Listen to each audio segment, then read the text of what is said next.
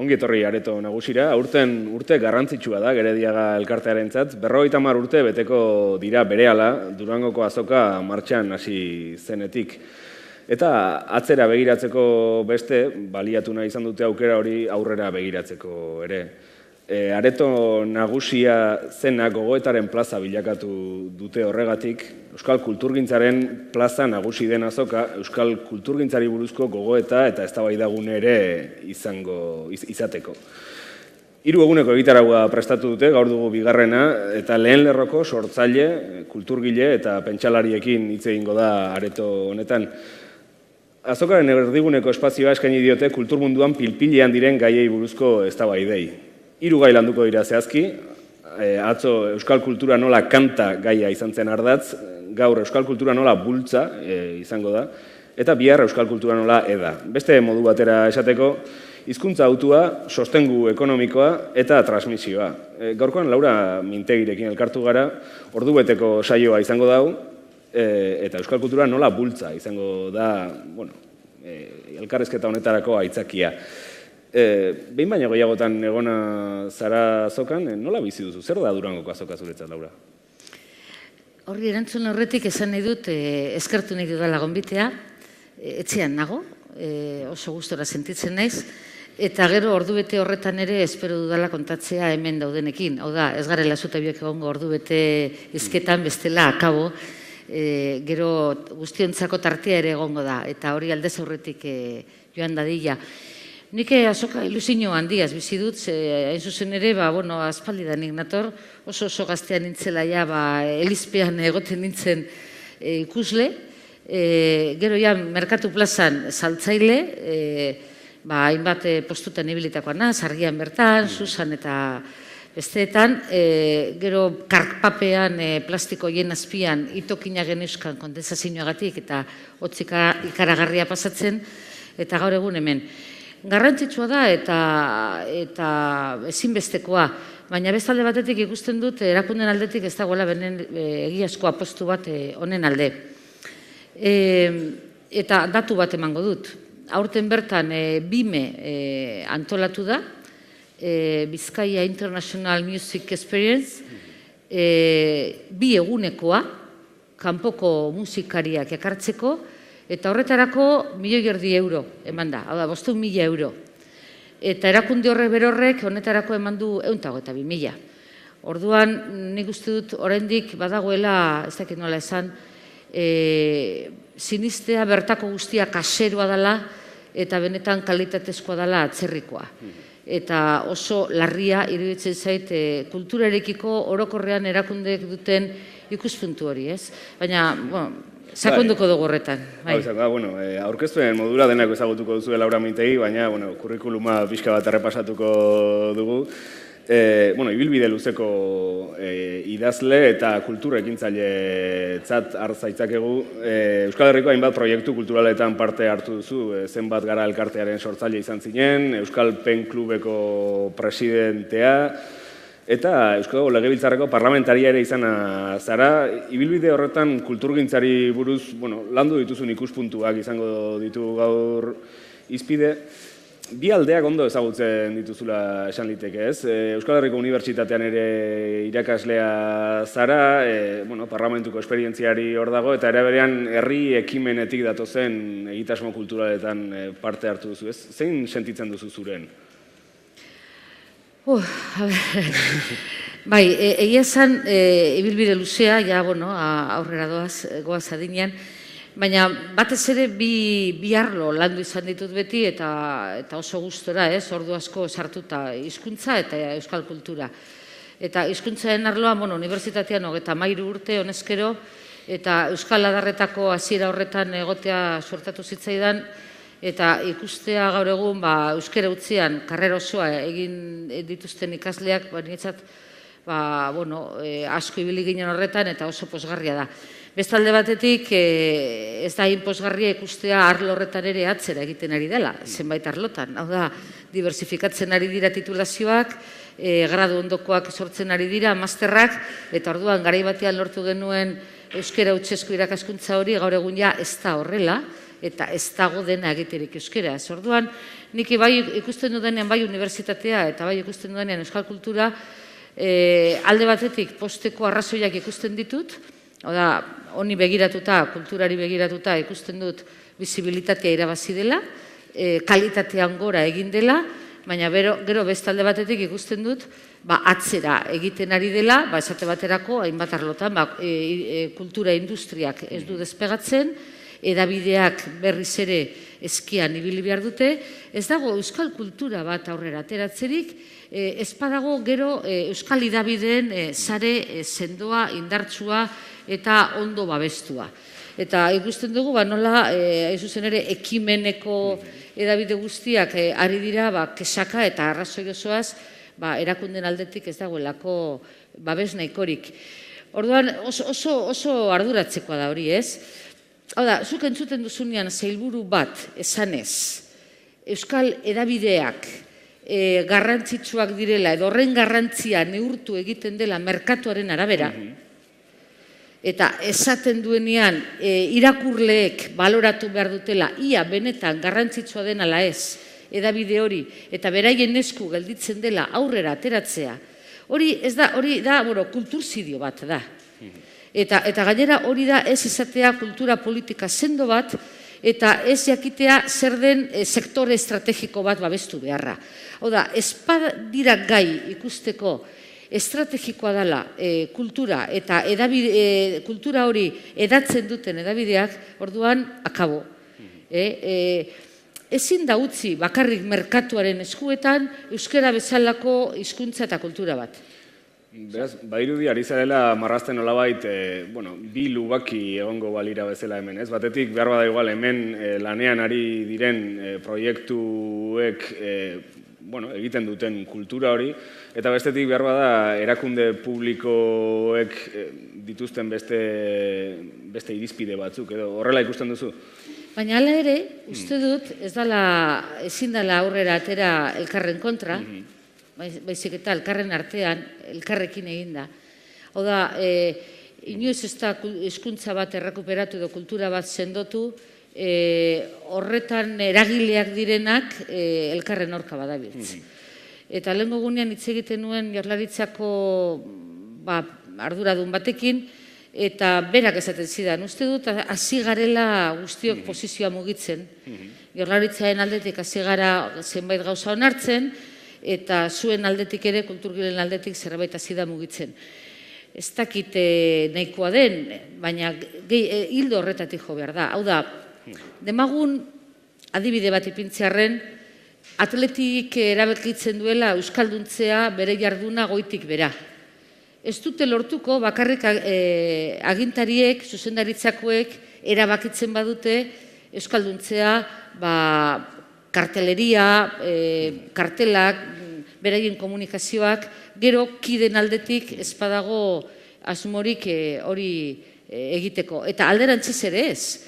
Hau da, naiz eta atletizale guztiek esan euskaldundu dugu kluba, zuzendaritzaren aldetik ez badago alegin bat, hori ere ez da lortzen. Hau da, nire ustez, ez dago beste modurik, beti gora eta goitik bera egitea baino, eta elkarguneak sortzea baino, konfluentziak sortu behar dira. Eta gainera, elemento bat dago, asko hitz egiten badut esan, Zuk hitz egin behar dut. Baina igual izilerazi beharko nauzu momentu batzuetan, baina berotu egiten naiz. Badago beste elementu bat, nire ustez oso garrantzitsua. Ari bagara momentu honetan planteatzen ia nola egin buru jabetzaren alde eta herri gisa bide propio bat egin behar dugula, ez bagara ados ipintzen, hain zuzen ere, elemu errezenetan, kultura, hizkuntza eta, euskaldun egiten gaituzten elementu egiten, nola demontre ipiniko gara ados, ekonomia ereduan, estatu sisteman, edo bestelako arazoetan. Hau da, herri moduan, edo bateragoaz, jendartea eta erakundeak, edo ez goaz. Ingo dugu pixka bat atzera, nik uste dut horra aipatu dituzun kontuen artean badagoela nolabait azken 30-35 urteetan ere hor egon den eztabaida bat, ez? Besteak beste zu 80ko hamarkadan euskal prentsarentzat klabea izan zen momentu batean, argiako kide izan zinen, ez? Talde hura izan zen Euskaldunon egunkaria sortu zuena ere, eta, orduan ere, imaginatzen dut, azpiegiturazko arazo hauek, finantziazio arazoak, proiektu ekonomikoa martxan mantentzeko arazoak izango zirela, ez? Nahiko nuke zen, nik uste dut badela ere gogoratu beharreko gauza bat eta ona ekarri beharrekoa, nola atera zen duten aurrera, orduan euskarazko prentsa? Urte asko ziren ja ikusten zala euskarazko prentsaren beharra. Eta saio batzuk egon ziren erakunde, egunkari pribatuen aldetik, eta baita ere, inkluso pentsatu egiten zen, egunkari publiko bat egin bertzela. Eta horre, tarte batean atera ziren orain, atera zen hemen, eta argian ardura hori bageneukan, ez? Eta orduan gogoratzen dut, joan ginela, ja serio erabaki bat hartzera, ia ejerzizio espiritualak egite, ia ez, egitera Arantzazura, 3 egun. Eta argiako guztiak, joan ginen Arantzazura, handik ateratzeko erabakia. Eztabaida handiak eta luzeak eduki genituen, eta viabilitate planak, ekonomikoki nola egin ziteken hori, sozialki nola egin ziteken, eta ezken nuen lortzen ezer argi ateratzea. Eta ezezkoan geunden, ikuspuntu logiko batetik eta errealista batetik, hori ez zegoelako aurrera ateratzerik. Eta gogoratzen dut, azkenengo egunean, 3. eguerdian alde egin behar genuen, eta azkenengo saioa egin genuen, bildu ginen goizean, zirkulo batean, aulkiak, argiako guztiak, eta isilik, eta buru makur, eta triste, ikusten genuelako hori etzala aurrera ateratzen. Eta alako batean Josemi Zumalabe desagertu zen, eta nola demontre egin da, Josemi, eta ez dago, eta etorriko da. Etorri zen laranja kutsa batekin, ipini zuen erdia, eta zinginen guztiok laranjak jaten. Eta isilik gendela, alako baten esan zuen, egin egingo dugu, ezta?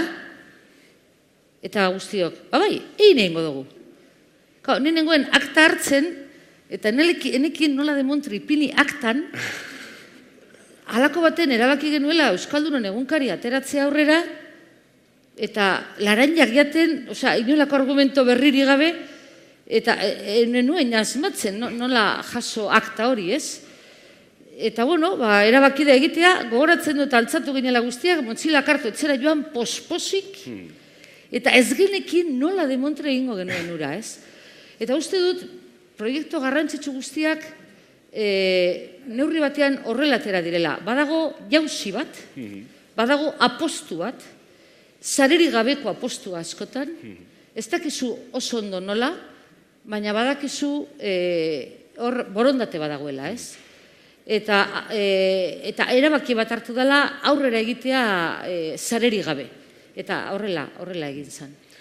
Gero, hori ekonomikoki martxan mantentzeko eta bar... Eta gero dago bigarren partea, herri-zerri antolatu zirela egunkaren aldeko babestaldeak, eta beste behin herri honek erakutsi du, auzolana, ez dara bakarrik hitz bat, auzolana Euskaldunon ADN-ean dagoela, eta gainera proiektu importante guztiak horrela atera direla, ikastolak, Euskalduntza alfabetatze prozesua, Euskal Erakunden kontseilua, hemen eta edabideak, hemen gauza garrantzitsuak horrela atera dira.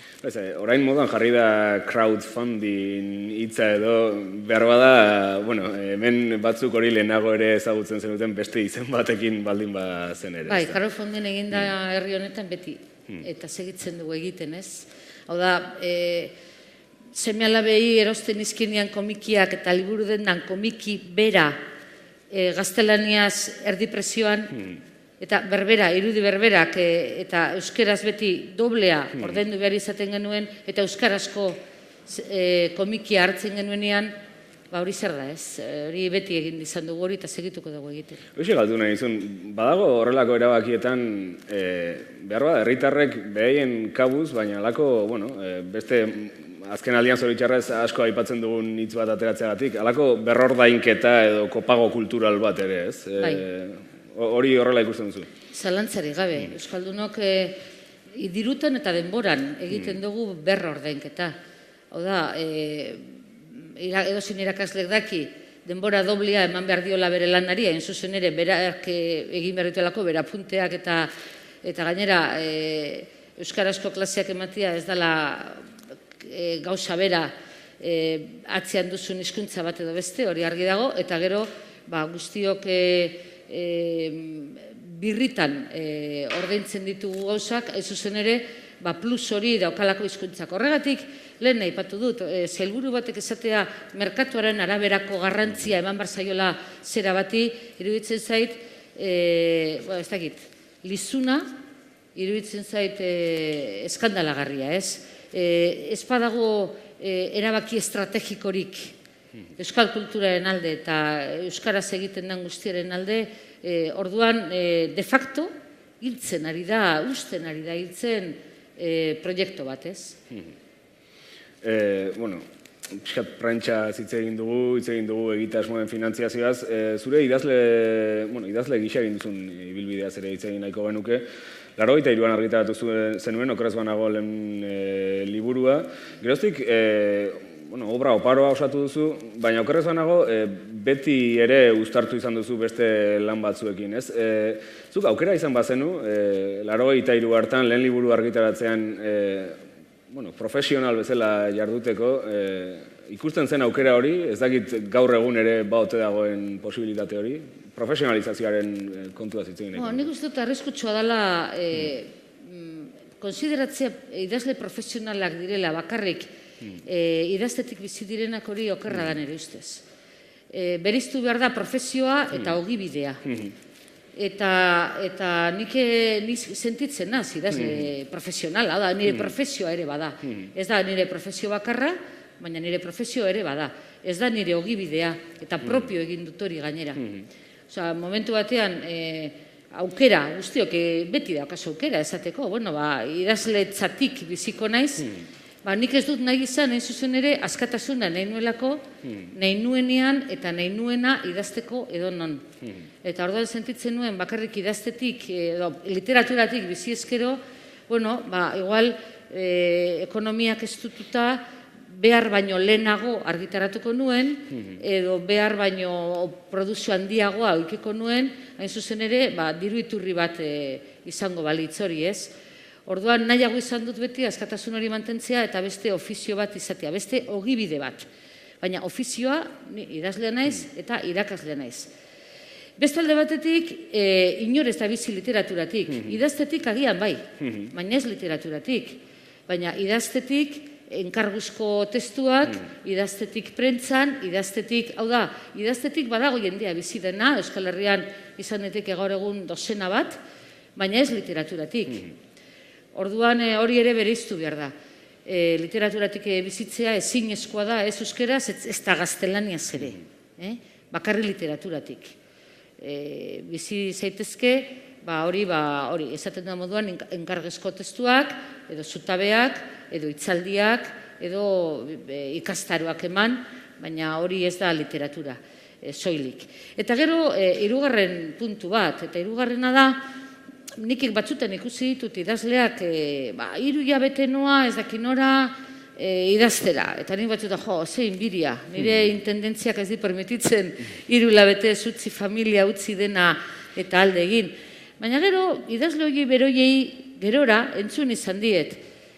Behar dut kontaktu hartu errealitatearekin. Eskatu dut unibertsitatean kurso batzuk emateko kontaktu izateko jente gaztearekin. Ze bai, teknikan hobetzen dute izugarri, egon daitezke mila txiri buelta ematen testu berberari, esaldi berberari, eta badakite nola egin, baina askotan zer egin falta da.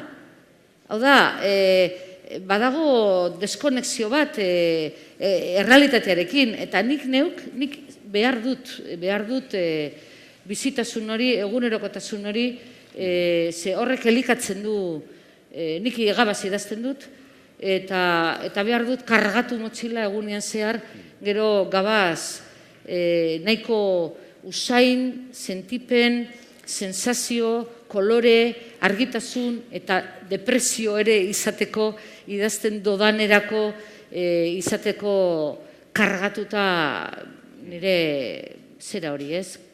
Nire kosmogonia hori, eta isolatuta hori ez duzu elikatzen. Heldu nahiko nioke, aipatu duzun puntu bati, lotu duzulako askatasunarekin nolabait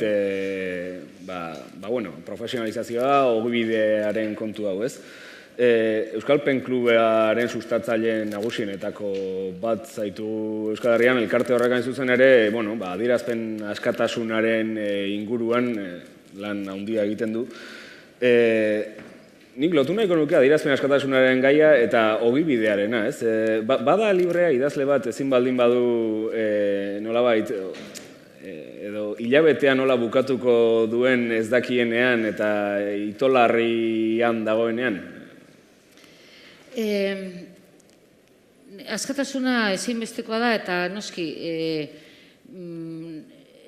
sosak nondik jaso horrek baldintzatu egiten du nola edo hala, ez?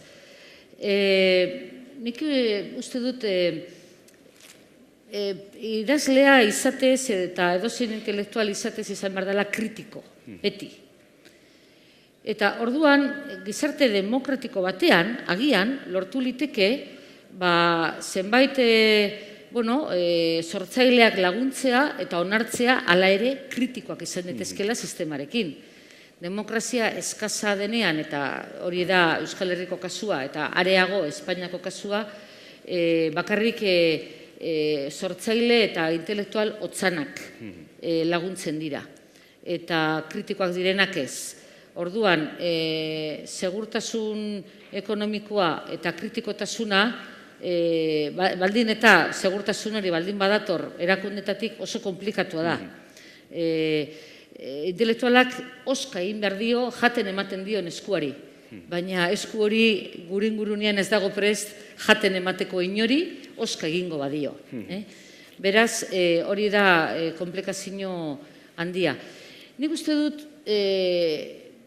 kultura, eta ez dakit nora ulertuko den hau, baina kultura izan behar dela gizarteak duen beste zerbitzu publiko debaldeko bat.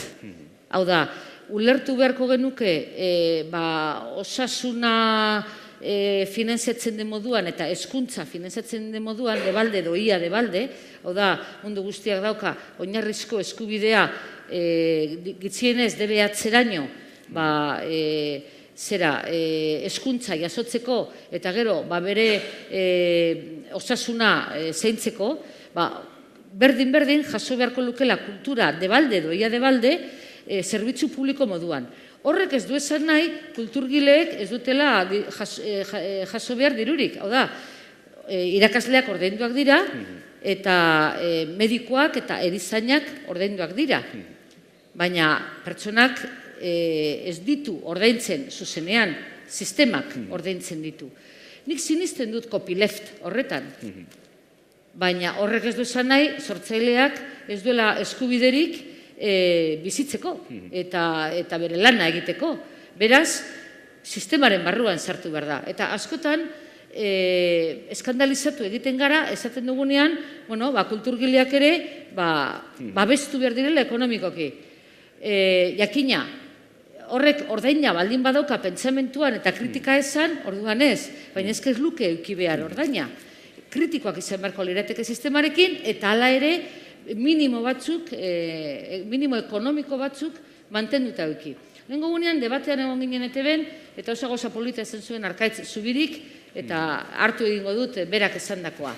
Zergatik eskandalizatzen gara kultura ekonomikoki babestu behar dela, eta aldiz, inork ez du kuestion ipintzen ejertzitoa diru publikoarekin ordaindu behar dela. Eta hori ez da kuestionatzen. Ejerzito bai, ordaintzen da diru publikoarekin eta kultura ez, zer dau, ez? Zeri ematen egun garrantzia, horrela ikusten dugu zin den gizarte baten lehentasuna, ez?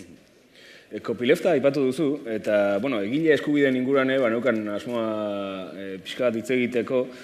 Hor bago, gai bat, behar bada, azken aldian EKKI elkartea aurkeztu denean berriz ere mahai gainean jarri dena, nolabait Euskal Herriko egile eskubideen kudeaketa egingo duen erakunde bat hasi delako lehen urratsak ematen, ez?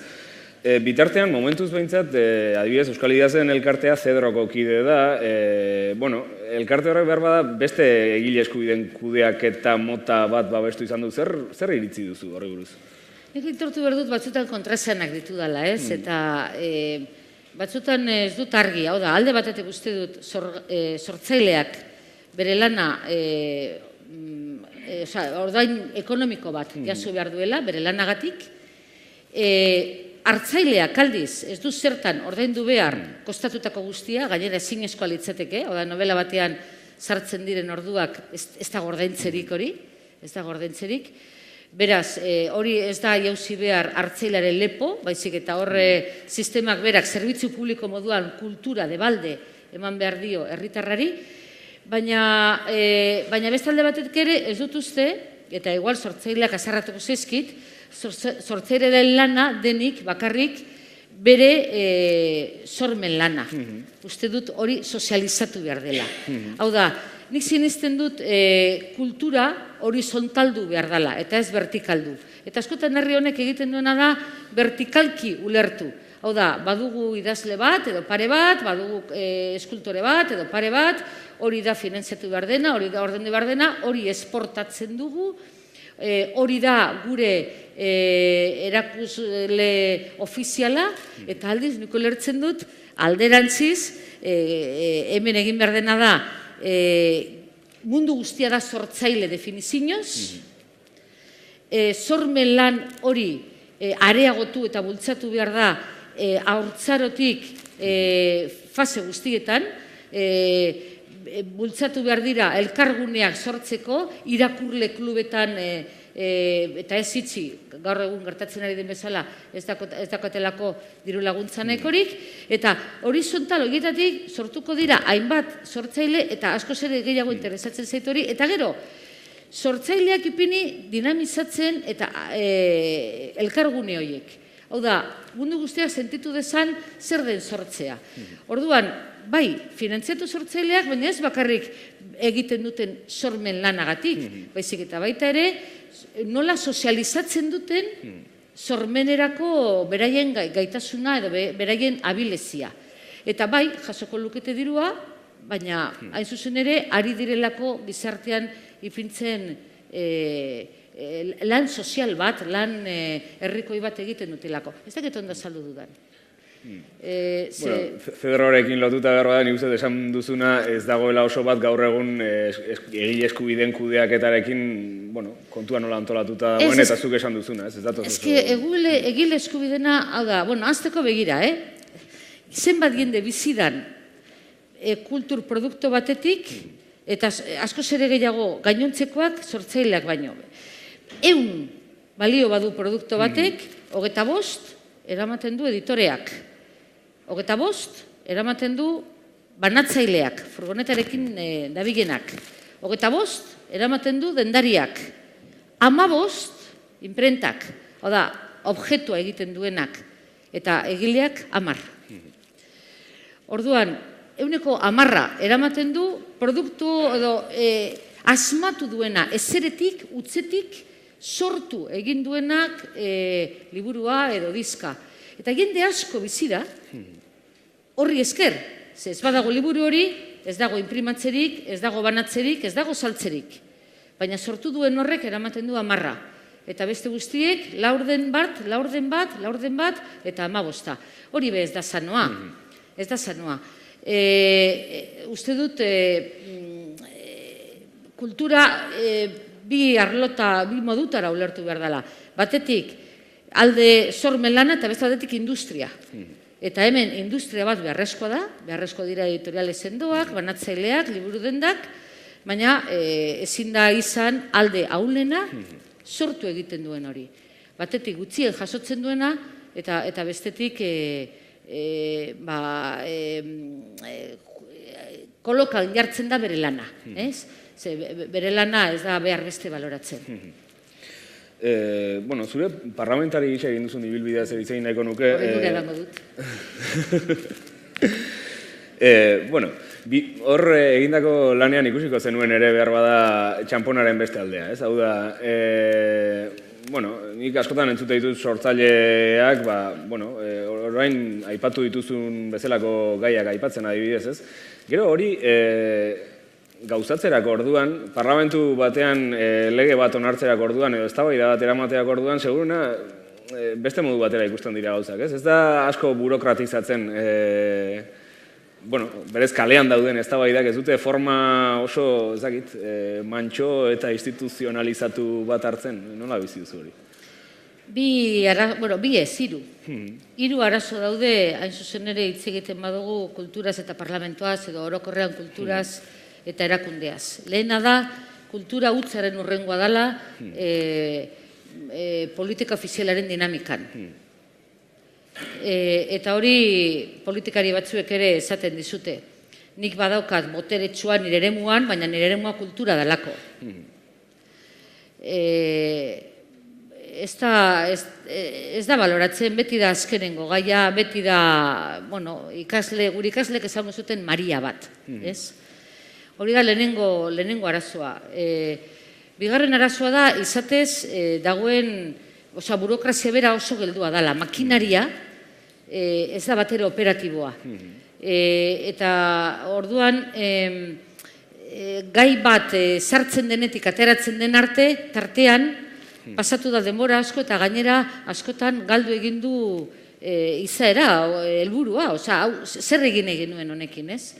Eta gero hirugarrena, eta nire ustez larriena da, edozein gai, kultura izan edo ez izan, eta kulturarekin ere gertatzen da, ez da lan gai nagusia. Da, aitzakia, bestelako estrategiak, bestelako estrategien esku edo baliabide gisa edo tresna edo lanabeza erabiltzeko. Hau da, alderdien arteko estrategia hau baldin bada, azkenian ez da begiratzen zer egin nahi dugun, baizik eta hau nola erabili edo zen nolako jarrera hartuko dugun, ez hor helburua lortzeko, baizik eta guk daukagun makroestrategia horretan arma gisa erabiltzeko. Eta hori oso larria da. Eta horraino irakurri dezaket. Beste mota bateko kulturpolitika batek ze elementu izango lituzke? Nire ustez, lehenik eta ben, agintariek edo pizkat erabakimena daukatenek ulertu beharko lukete kultura ez dela hornigarri bat. Eta ez dela zerbait bazter litekena ezer gertatu gabe.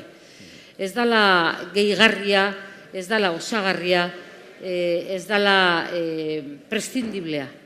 Baizik eta muina, ardatza, kultura da zena, egiten gaituena, gure kosmogonia, munduari nola begiratzen diogun, gure idiosinkrazia, gure izate bera, hori gabe, ezur gabekoak gara, eta hori da ulertu beharko lukete lehena. Eta beste, bai industria eta bai bestelako gauzak kopiagarriak dira, erreproduzioagarriak dira, baina gu zerbait baldin bagara, gara kulturak egiten gaituelako. Eta hori da ulertu egiten ez dena. Eta hori ulertu arte, beti bihurtuko dituzte kulturgileak eskale, kultur zailak izango dira lehiatila bat non inprimakia betetzen dozun eskatzeko, eta politikariek segituko dute pentsatzen, badatoz hauek eskean, eta ia nola banatzen dugun. Eta azkenean, dedikatzen dira banatzera miseria, ondakina. Eta txip hori aldatu arte, eta ulertu arte gu garena dela dugun kulturagatik, oso zaila izango da. Oso. Aldo horretatik ez naiz oso baikorra. Eta hala ere, ekin egin behar da. Osa, esplikatu behar zaie. Ulertuko ez badute ere, esplikatu behar zaie. Bazegoen alako esperantza behar bada azkeneko aurreko udal eta foru hauteskundeen ondoren Gipuzkoan izan ziren emaitzeak ikusita, behar bada orain arte maila horretako instituzio batean egon etzen ezker abertzaleak beste zeozer proposatuko zuela kultur politikaren arloan ere. Ez dakit nola ikusten duzun 3 urte hauetan egindako ibilbidea, ze valorazio egingo zenuken? Ez du aldi batean ipineko naz orain. Ze alde batetik uste dut, gauza batzuk egin direla, nahi baino gutxiago argi dago, eta gero kultura politikoa ere aldatu behar da, eta hori 3 urtean egitea nekeza da. Baina zenbait zantzu, zenbait sintoma positiboak izan dira neurri batean, eta da esate baterako partaidetzea areagotzea, gehiago entzutea, baina gero inponderable batzu daude politikan izate sistema berak ez du usten nahi beste egiten gauzak, eta orduan erdibidean gelditu izan dira eta geldituko dira gauzak. Baina gero badago beste gauza bat, eta hori da larriena, eta horregatik bestegitik. Nik uste dut politika osoa dagoela kutsatuta insensibilitate horrekin. Osoa. Eta beraz,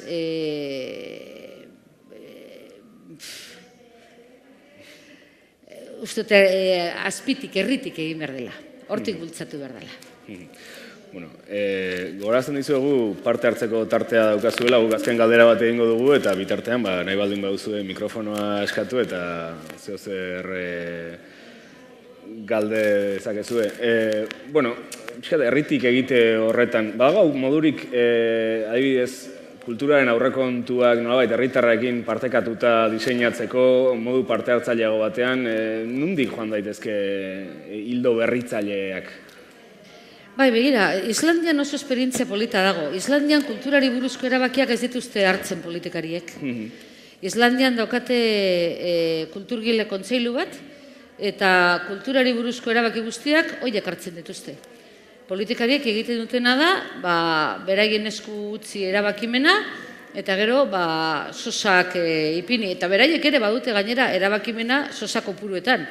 Hau da, beraiek ere esan dezakete, begira, guk alako proiektua dauzkagu, eta importante izango da, ez dakinik, hainbeste errepide berri egitea, edo egitea, ez dakize edifizio berri, baina guk ikusten dugu auditorio bat egin behar dela, edo ikusten dugu herriz-herriko kulturetzeak bizkortu behar direla, eta aldorretatik ere, esan behar dut, hemen dena ez dela txartu egiten, edozin hori ere lehenguneko debatean agertu zen, edozin herritan dago kulturetze bat, edozin herritan dago liburutegi bat, hemen ere nik kultura ulertzen dudan moduan gauzak ere egiten dira, ez behar beste, baina egin egiten dira, eta orduan erabaki horiek profesionalek hartzen dituzte, eta ez politikariek, kulturari buruz zeinik daki gehien, kulturgileek, orduan egitea badago, ez da, nik uste dut bakoitzak berera, ez?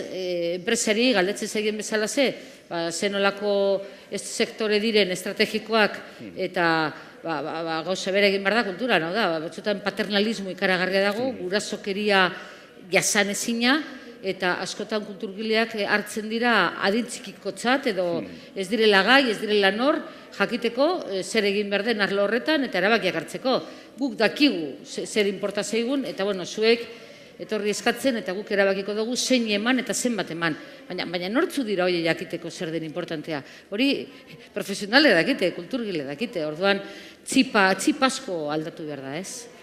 Islandiaren kasua paradigmatikoa da. 300.000 biztanle dira, buelta eman zioten herriari, bankarrotan zeuden, zenbait agintarik eraman zuten herria bankarrotara, momentu batean erabaki bat hartu behar zuten, bankoa reskatatu ala ez, esan zuten ez zituzten erreskatatu, eta kartzelara zartu zituzten, bankarrotara eman zituzten politikariak, eta gaur egun aurrera egin dute, langabezia jaitsi da, herria atera dute krisialde ekonomikotik, eta erabaki politikoak dira. Hemen hitz egiten denean krisiari buruz eta ematen du fenomeno atmosferikoa dela, ez?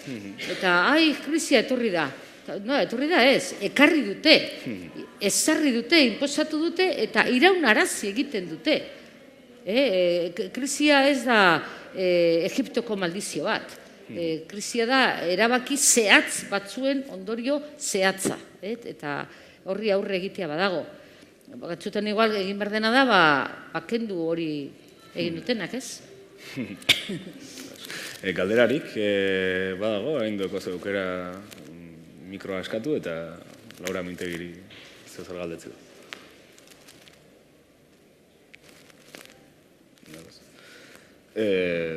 Jarraituko gu, nik uste aipatu duzun kontu horrekin ere, behar bada politikaren dimensio kultural horretaz ere ez da asko hitz egiten. Ez da, hitz egiten da krisiaz, hitz egiten da, baina ez da behar bada politikaz egiten dituen kontakizunak ere, azkenean badukatenak bere aspektu kulturala inbeste hitz egiten, ez? Hor badago nolabait,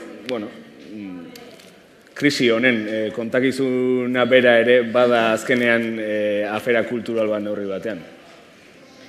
Bai, horrentxe plantatu duguna, ez? Hau da, joera dago bai politika eta bai antolamentu soziala modu vertikal batean antolatzeko.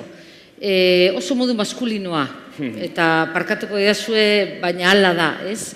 Hau da, lehia logikapean, eta testosterona nagusi dela. Lehenko gunean ere hori irakurtzen nion kultura ministeriari, Islandiako kultura ministeriari. Esaten zuen Islandiako gizartean testosterona gehiegi zegoela. Hau da, balore horiek ipintzen dira indarrean, lehiarena, nagusi hitzea, norberaren gainontzekoaren gainetik edo albokoaren gainetik gelditzea, eta ez empatia baloreak edo dinamika hori.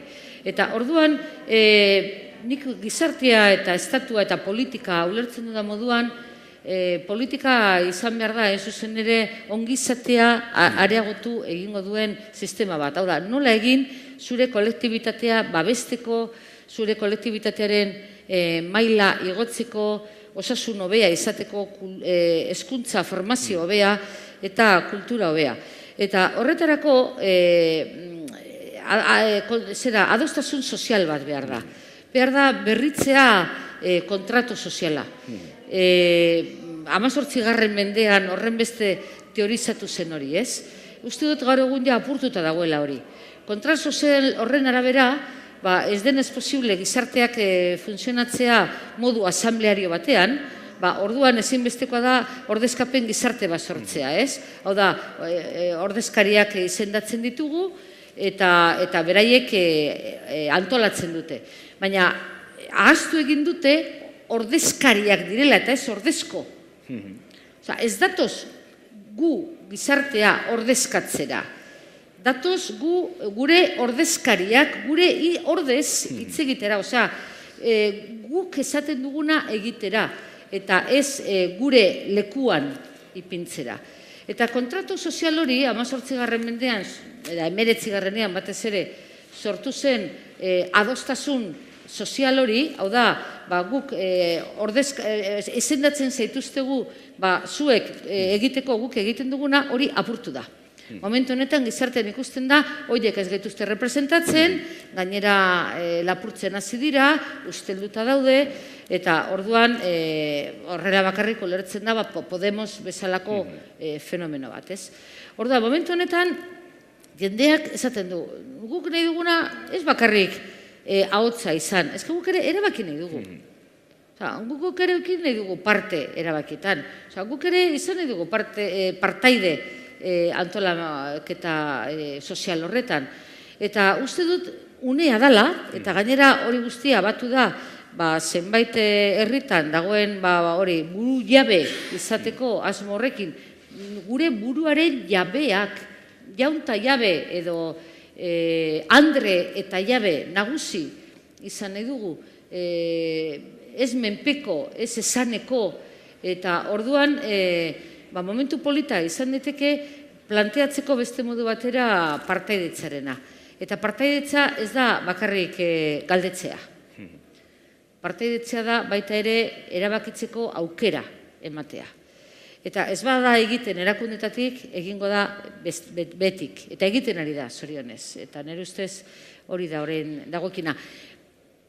Besteekin ere kontatuta noski, nik ez dut esaten modu bakar batean egin daitekenik. Dena da beharrezkoa. Eta egiturak ere beharrezkoak dira, eta alderdiak eta sindikatuak beharrezkoak dira, baina konfluentzia batean. Ez dakit galderarik badagoen publikoen aldetik. Gainontzean, honen bestez, bukatutzat emango dugu elkarrizketa hau, mila esker, Laura, gurekin egoteatik. Nik insistituko nuke, zen nire gehien gustatzen zidana da, ez? Insistituko dugu pizkat, a ber, gainera, ikasle horiak ez, baina ia ikusten ditut, eta unibertsitateko jentia behi ikusten dut, ohituta daude galdetzen, eta nik badazpadan zatitxo bat, ze interesantena hori da. Esateko, zegoen, ez galdera, bezik eta iritzia edo ikuspuntua. Badazpadan, Norbait animatzen da?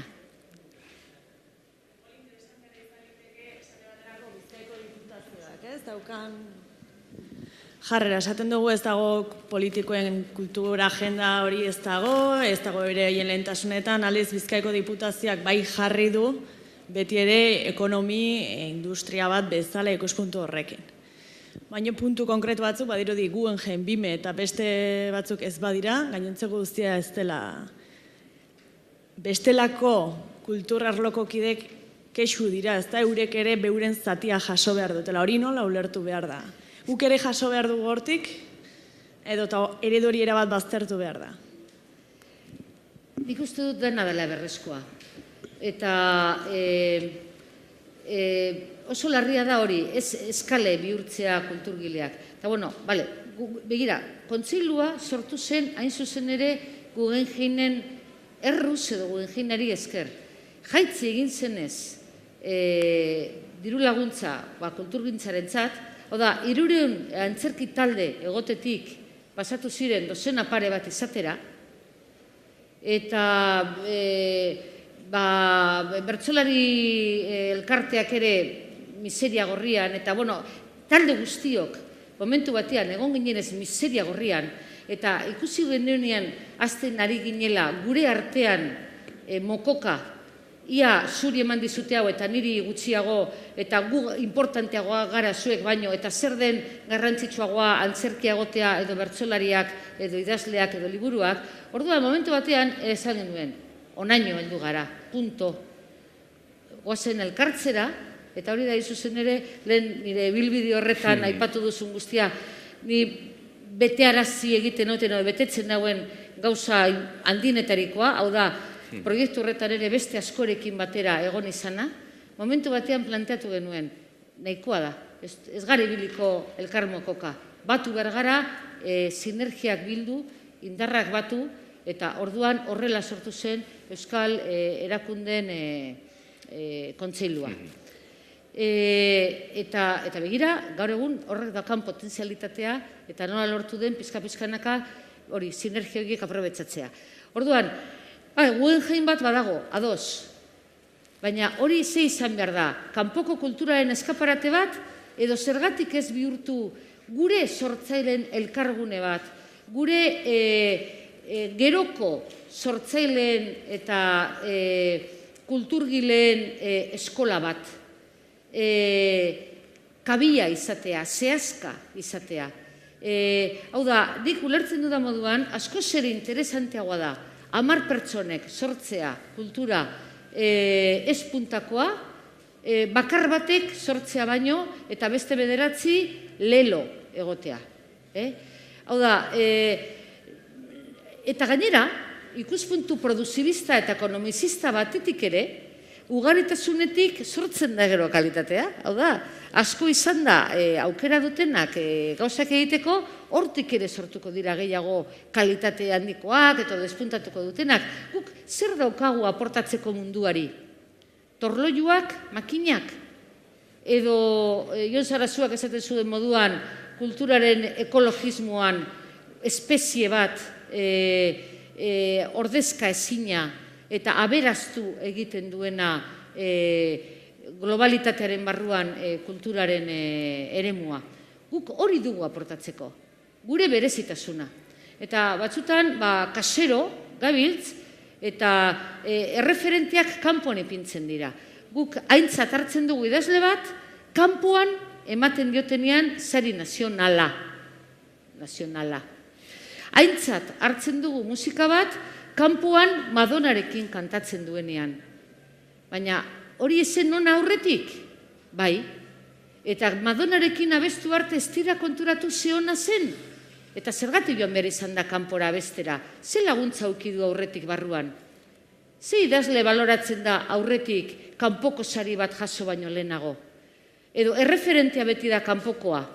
Kanpokoek ipintzen dute mugarria, kontatzen digute guri zer den ona eta zer den txarra. Guk ez dakigu? Ez dakagu irizpide nahikori jakiteko ze produktu ona egiten dugun? Klaro dakiguna.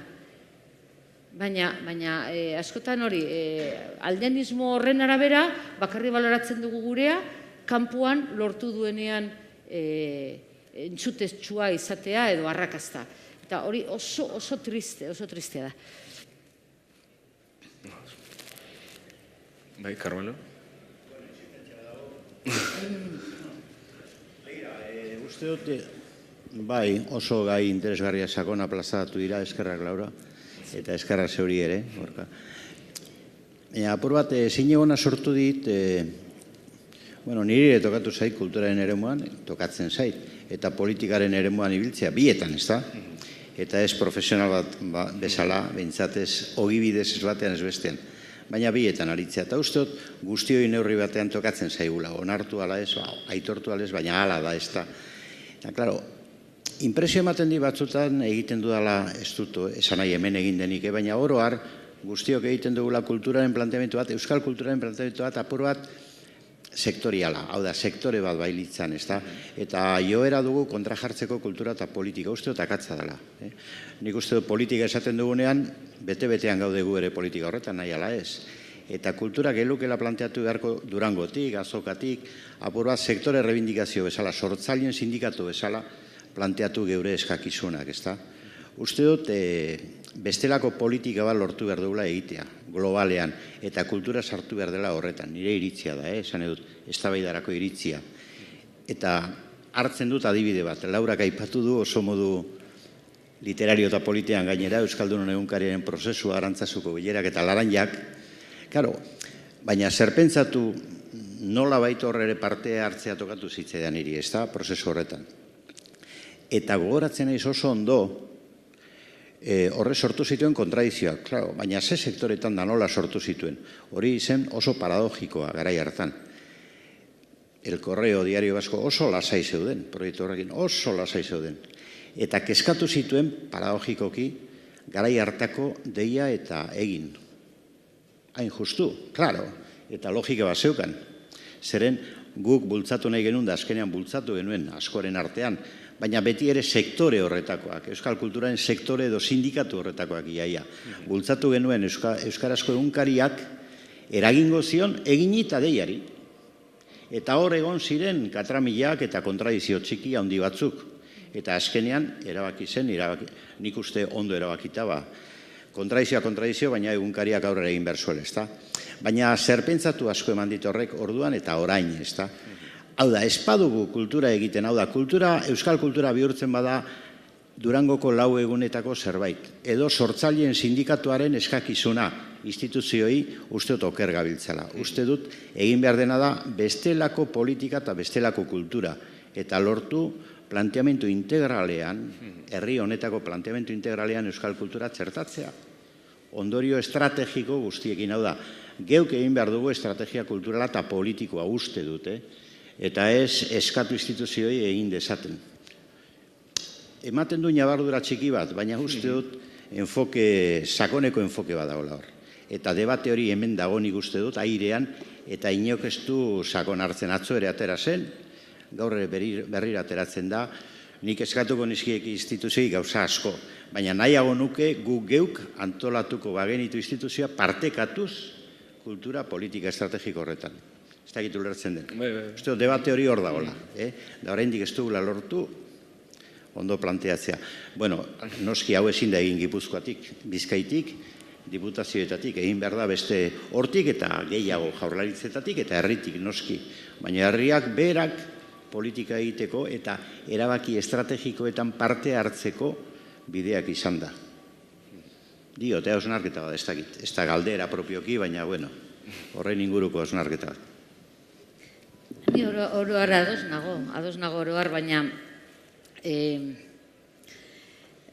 kontua da errotik aldatu behar dela pizkat antolaketa soziala nola dagoen. Ez que ze momentu honetan badago lubaki bat, eta erreala da. Eta orduan nik uste dut herritik bai egiten dela. Baina askotan horma baten aurka jotzen direla zenbait kontu, hain zuzen ere, eta ez kaltetua ez da bakarrik kultura, beste arlo guztietan ikusten ari gara, lehen esan dudana, kontratu sozial hori berritu behar dela, ze honezkero ordezkapen demokrazia honek kale egin du, utz egin du, eta orduan aldatzeko hainbat gauza dago, eta ez da bakarrik kulturan, beste arlo askotan ere, bai, baina orokorrean, bai, ados, nabardurekin. Bai, bai.